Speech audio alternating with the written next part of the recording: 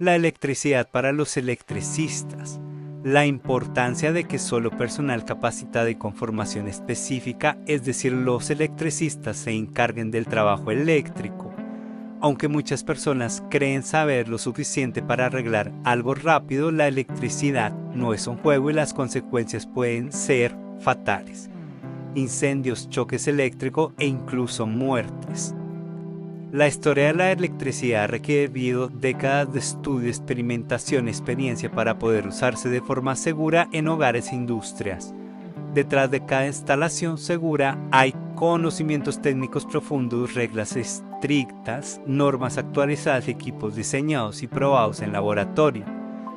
Algunos puntos claves son: la electricidad requiere conocimientos especializados, no basta con tener nociones básicas. No seguir las normas eléctricas no es valentía, sino ignorancia. La corriente eléctrica siempre busca una salida, la tierra o la otra punta del circuito. Por eso el mal uso de cables, especialmente los temporales y sin protección, puede ser peligroso.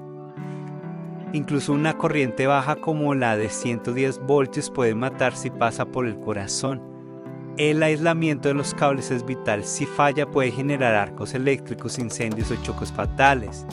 Los equipos eléctricos pasan por pruebas rigurosas en laboratorios para garantizar su seguridad antes de usarse. En conclusión, deja los trabajos eléctricos a los profesionales. Hacerlo por cuenta propia, sin el conocimiento adecuado, es ponerse en riesgo innecesario. No se trata de desconfianza, sino de respeto por la vida y por una disciplina que requiere años de aprendizaje.